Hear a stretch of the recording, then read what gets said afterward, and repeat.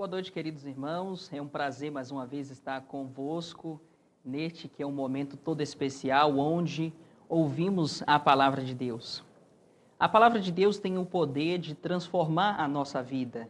A palavra de Deus tem o poder magnífico de tornar os nossos dias mais esperançosos.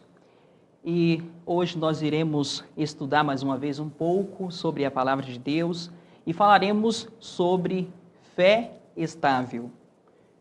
Lemos para a base de nossa oração e também para nortear esta mensagem, a segunda epístola de Paulo a Timóteo, no capítulo 1 e no versículo 12, lemos: Porque eu sei em quem tenho crido e estou certo de que é poderoso para guardar o meu depósito até aquele dia.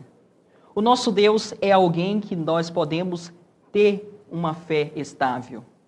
É bem verdade que não temos uma fé estável, porque constantemente temos passado por dificuldades, lutas, e sentimos pela nossa natureza humana como se Cristo estivesse distante de nós. Mas isso não é verdade, porque Deus, Ele sempre está próximo de seus filhos. Mas falando sobre fé estável, iremos estudar nesta noite um pouco sobre o nosso relacionamento com Deus. Eu sei que, por vezes, temos nos relacionado com as pessoas e temos nos decepcionado. Mas, quando falamos do nosso relacionamento para com o nosso Deus, podemos ter a certeza de que Ele não há de nos decepcionar. E Cristo não há de nos decepcionar, porque existem muitas evidências bíblicas que Deus ele tem sido fiel para com o teu povo. Mas eu gostaria de perguntar a você, talvez seja até a pergunta que você tem em sua mente: por que podemos manter a confiança em Deus? Podemos manter a confiança em Deus porque Ele convida-nos a um diálogo. Ele convida-nos a termos um tempo de comunhão com Ele por meio da oração. Ele convida-nos a conversar e Ele ainda nos dá o direito de arrazoarmos. Ou seja, Ele nos dá o direito de termos uma conversa expondo as nossas razões, as nossas dificuldades.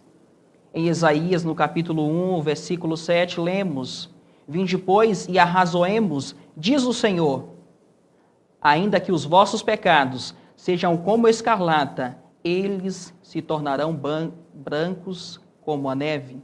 Ainda que sejam vermelhos como o carmesim, se tornarão como a lã. Eu quero me ater à primeira parte desse texto que diz que devemos arrazoar com Deus. Na realidade, Ele mesmo nos convida a arrazoarmos com Ele, pois a primeira parte do texto diz: Vinde, pois, e arrazoemos. Deus, Ele convida-nos a expormos as nossas razões. E esse é um dos principais motivos pelo qual podemos manter a nossa confiança em nosso Salvador. Esse é um dos motivos pelo qual podemos ter a certeza que Deus, Ele nunca há de nos decepcionar. E na inspiração assim lemos: o governo de Deus não é como Satanás quer fazer parecer, fundado sobre uma submissão cega, um domínio irrazoável. Ele apela para o intelecto e a consciência. Vinde, pois, e arrazoemos. É o convite do Criador aos seres que Ele formou. Li um trecho do livro Caminho a Cristo, em sua página de número 43, no parágrafo 4. Observemos então que Deus ele convida-nos a arrazoarmos com Ele. Ele permite que tenhamos uma comunhão muito próxima e nós temos o privilégio de ouvir o Senhor falar conosco por meio da Bíblia e temos o privilégio de conversar com Ele por meio da oração. E neste particular eu quero te perguntar se você tem aproveitado o privilégio que lhe é concedido de dialogar com Cristo, se você tem aproveitado o privilégio de conversar com o seu Salvador. Deus, Ele é supremo, no entanto, Ele é alguém democrático. Ele permite que tenhamos uma comunhão próxima com Ele e Ele apela ao nosso intelecto, Ele fala à nossa consciência. Por isso, esse é um dos motivos pelo qual podemos manter a nossa confiança em Deus. Podemos manter a nossa confiança em Deus porque Ele cumpriu promessas.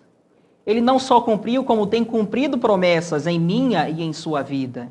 Ele é um Deus maravilhoso, um Pai grandioso que cuida dos seus filhos. Mas eu quero falar neste particular de uma promessa que foi prometida a Adão e Eva no Jardim do Éden. Eu sei que você conhece muito bem a história, mas não custa nada pontuar. Um dia os nossos pais, Adão e Eva, estavam no Jardim do Éden e ali eles tinham uma exuberante natureza. Eles tinham uma vasta variedade de alimentos, uma vasta variedade de frutos.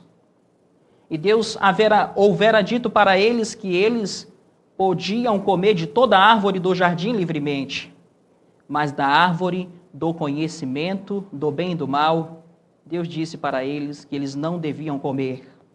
E a sentença era que, se eles comessem do fruto, do conhecimento do bem e do mal, eles certamente morreriam.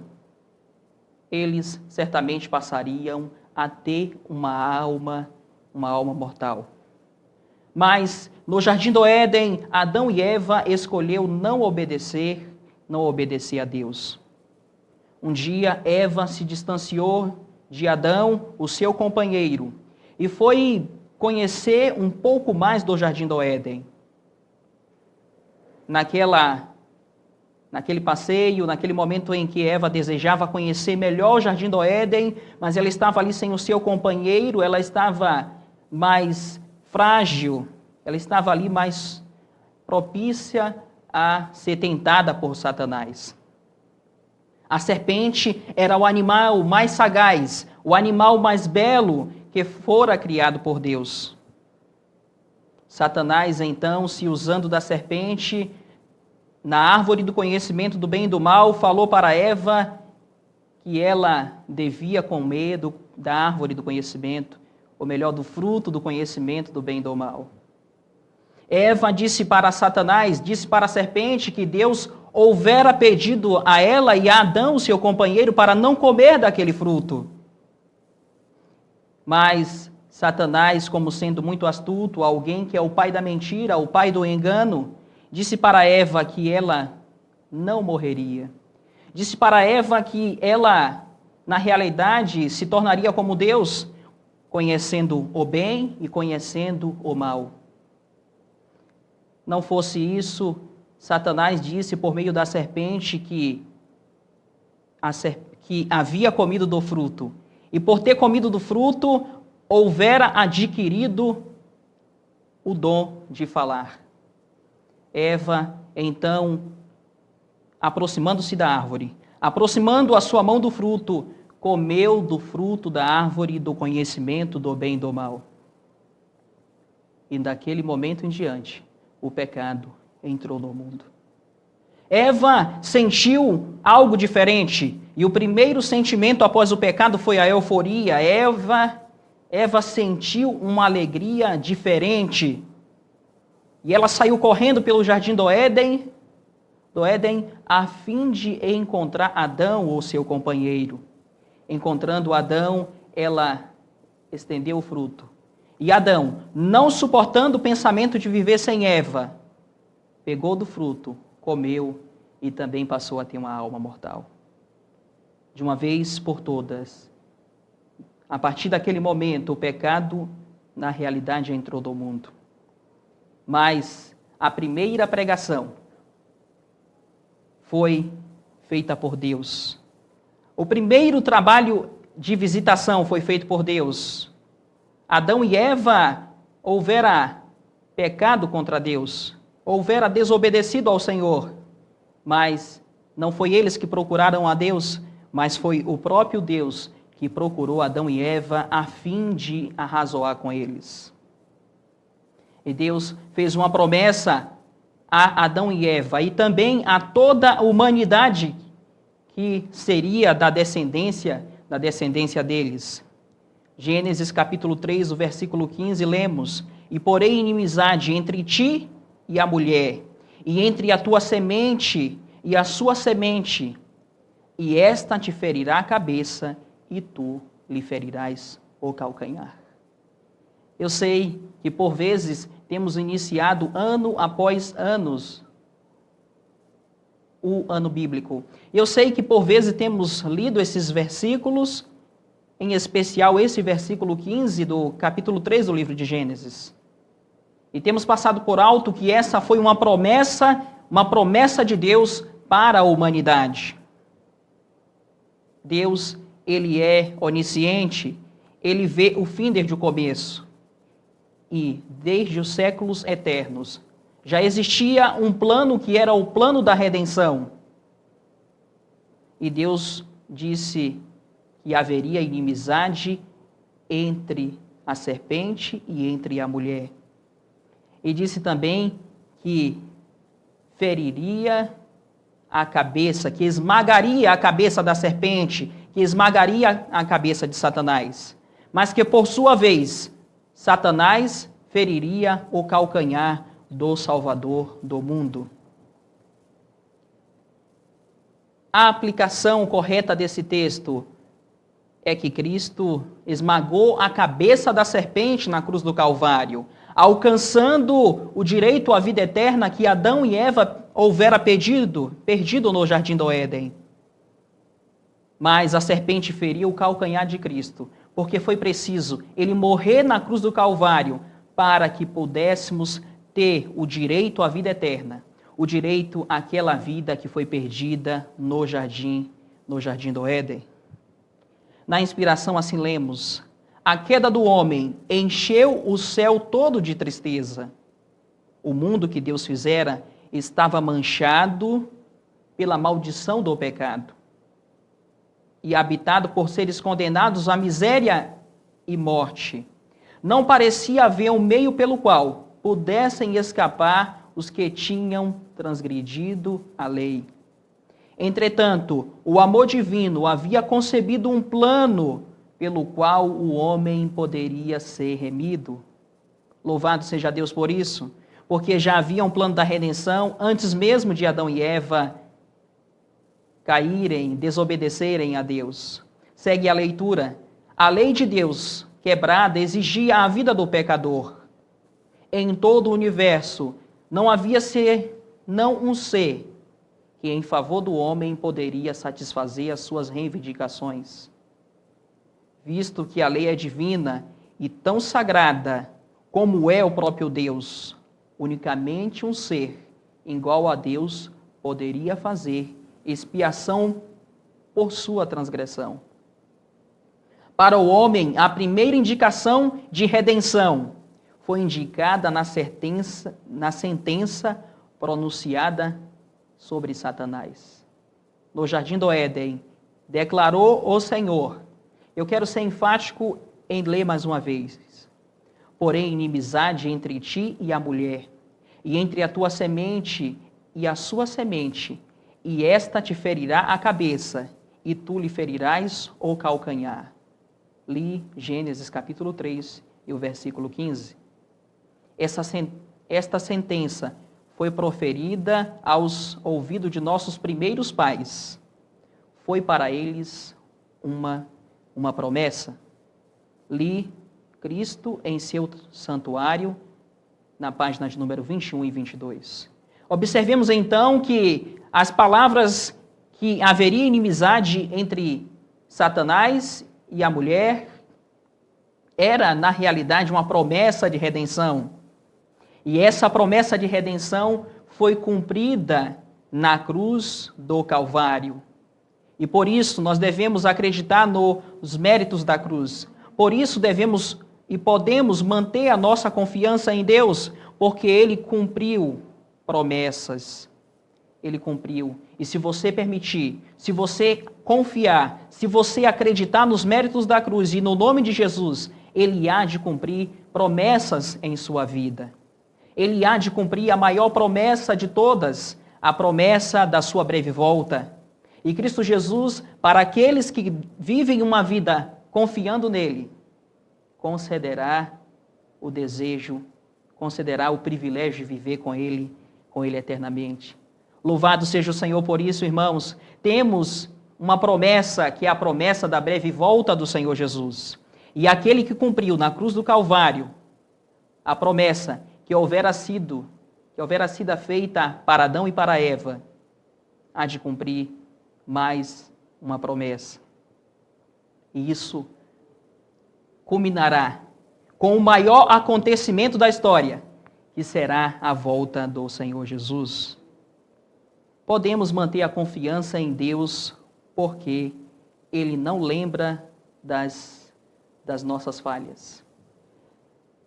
E sobre isso lemos na Epístola de Paulo aos Hebreus, no capítulo 8, no versículo 12, é o seguinte: porque serei misericordioso para com as suas iniquidades, e de seus pecados e de suas prevaricações não me lembrarei mais. Que linda promessa, não? A promessa que Deus, Ele há de perdoar os nossos pecados. A promessa que Ele será e tem sido misericordioso para conosco. Não fosse a misericórdia de Deus, já teríamos sido consumidos. Mas não fosse isso somente suficiente, Cristo nos concede o direito de conversar com Ele, de arrazoarmos com Ele e de confessarmos os nossos pecados. E ao confessarmos os nossos pecados, Cristo, Ele nunca, absolutamente nunca, lembra-nos das nossas falhas. Ele não lembra dos nossos pecados por ter amnésia. Não, não. O nosso Deus, Ele é onipresente, onisciente e onipotente. Isso é, Ele está presente em todos os lugares, sabe de tudo, então Ele não esquece-se de nada. E é onipotente porque Ele sabe de todas as... É onipotente porque Ele pode fazer todas as coisas. No entanto, Ele não lembra de nossas falhas no contexto, que Ele não lembra das nossas falhas com um pensamento mau. Então, eu quero e desejo, e é o sincero desejo do meu coração, e é o desejo de Deus também para você, meu irmão e irmã, confesse os seus pecados, viva uma vida de arrependimento, de convenção, mude os seus atos. E quando Satanás trouxer à sua mente alguma falha, tenha certeza que isso não vem da parte de Deus, porque Ele não lembra de nossas falhas, e por isso podemos confiar inteiramente em Deus. Na inspiração lemos: o amor de Deus pela raça caída é uma singular manifestação de amor. O amor nascido da misericórdia, pois todos os seres humanos são imerecedores. Nós não merecemos a graça de Deus. Nós não merecemos que Ele perdoe os nossos pecados. Não merecemos absolutamente nada. Não merecemos mesmo que Ele não lembre de nossas falhas. Mas Ele faz isso porque Ele é um Pai de amor, Ele faz isso porque Ele é um Pai misericordioso. No entanto, somos imerecedores. Tenha essa certeza, meu irmão, você não merece o favor de Deus. Mas mesmo assim, pelo fato de não merecermos o favor de Deus, mesmo assim Ele tem estendido a sua misericórdia às nossas vidas. Misericórdia implica na imperfeição do objeto pelo qual é mostrada. Foi por causa do pecado que a misericórdia foi posta em prática. O pecado não é objeto do amor de Deus. Lembremos muito bem isso. O pecado não é o objeto do amor de Deus. Deus, Ele odeia o pecado, e segue a leitura, mas sim de seu ódio. O pecado é o objeto de ódio de Deus. Ele, porém, ama ao pecador e dele tem piedade. Louvado seja Deus por isso. Eu sinto-me feliz e sei que você está sentindo-se feliz também em seu lar, porque Deus, Ele ama o pecado, mas Ele ama, ou melhor, Deus, Ele odeia o pecado, mas ama o pecador. Por isso, tenha essa certeza. Tenha a certeza de que Deus, Ele te ama. No mundo das trevas, no mundo lá fora, todos são considerados culpados até que se prove o contrário. Mas no reino de Deus, todos são inocentes até que se prove o contrário. Isso é misericórdia, isso é graça. Os errantes filhos e filhas de Adão são os filhos de sua redenção. Somos filhos da redenção de Deus. Pelo dom de seu Filho, revelou seu infinito amor e misericórdia para com eles, para conosco. Li o livro Nos Lugares Celestiais, na página de número 7 e no parágrafo 1º. Meus queridos irmãos, a você que até aqui está acompanhando essa transmissão da palavra de Deus, Deus, Ele deseja que você tenha uma fé estável. Ele deseja que mesmo diante das dificuldades, das lutas da vida, que tenhamos uma comunhão, um relacionamento mais próximo com Ele. Mas quando falamos de relacionamento, lembramos que somos por vezes decepcionados pelas pessoas, porque somos falíveis. Mas nunca perca a sua confiança em Deus.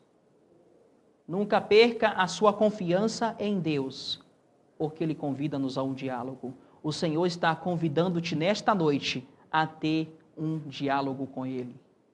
Portanto, se você ainda não teve um momento de oração, hoje, após essa transmissão, ajoelhe-se, confesse os seus pecados ao Senhor e sinta aquele antigozo celestial que é falar com a pessoa mais importante do universo, que é o nosso Deus.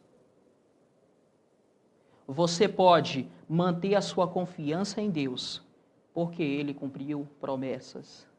E neste particular eu quero dizer, porque Ele cumpriu promessas, e Ele quer cumprir promessas ainda maiores em sua vida.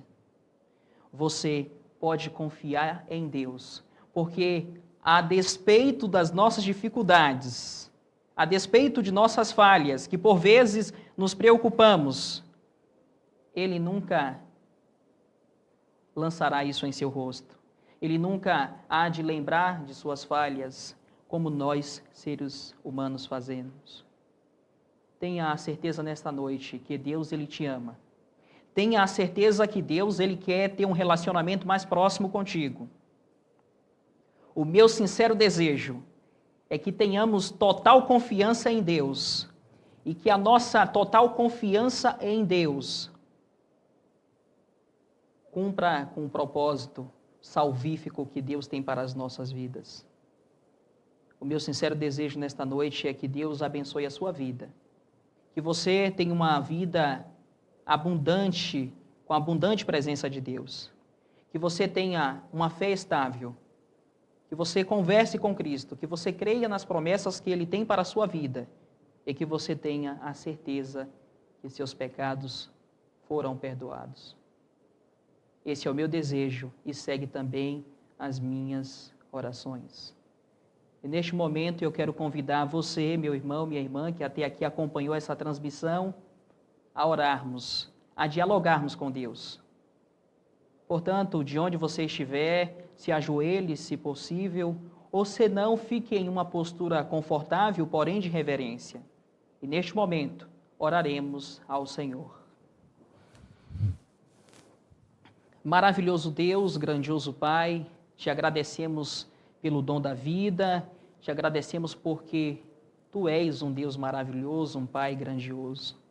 Te pedimos, ó Senhor, perdão pelos nossos pecados, te pedimos que Tu possa nos abençoar, nos fazer crescer em graça e no conhecimento de Sua palavra. Aumenta a nossa fé em Ti. E a despeito, Senhor, de nossas dificuldades, de nossa incredulidade, ajuda-nos a mantermos a nossa confiança inteiramente e completamente em Ti.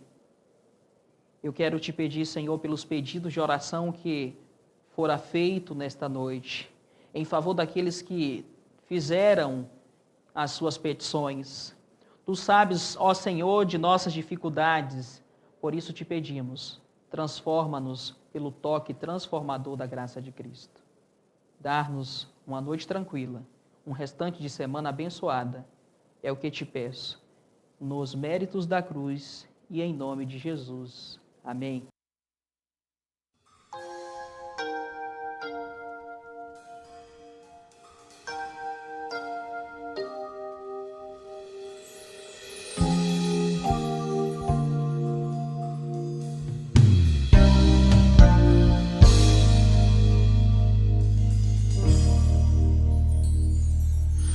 Porque o teu amor é melhor do que a vida.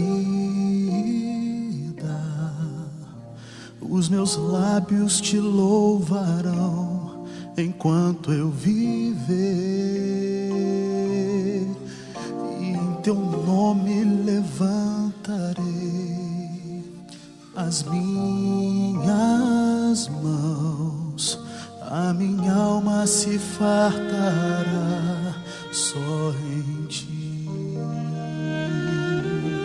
só em ti. A minha alma se fartará só em ti, só em ti, meu Jesus, só em ti. A minha alma se fartará só em ti, só em ti, meu Jesus.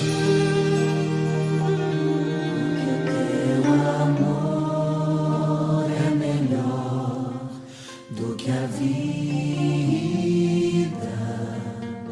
Os meus lábios te louvarão enquanto eu viver.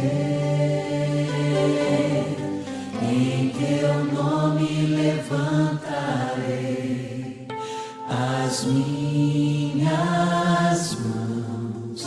A minha alma se fartará só em ti. Só em ti, Senhor. Só em ti. A minha alma se fartará só em ti. Só em ti, meu Jesus, só em ti. A minha alma se fartará só em ti, só em ti, meu Jesus.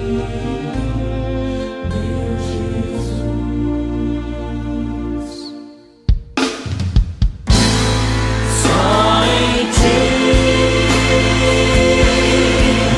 A minha alma se fartará só em ti, só em ti, meu Jesus, só em ti. A minha alma se fartará só em ti, só em ti, meu Jesus.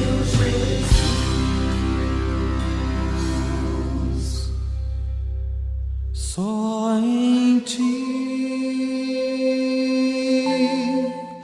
A minha alma se fartará só em ti, só em ti, meu Jesus, só em ti. A minha alma se fartará só em ti, só em ti,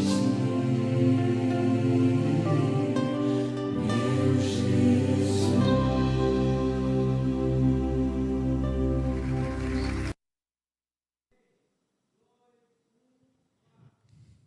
Maravilha, queridos irmãos. Queremos agradecer ao missionário Abraão Reis por ter nos trazido essa importante mensagem da Palavra de Deus, e também agradecer a você que está aqui conosco, que esteve conosco aqui no canal A Pasca Online. Muito obrigado pela sua presença.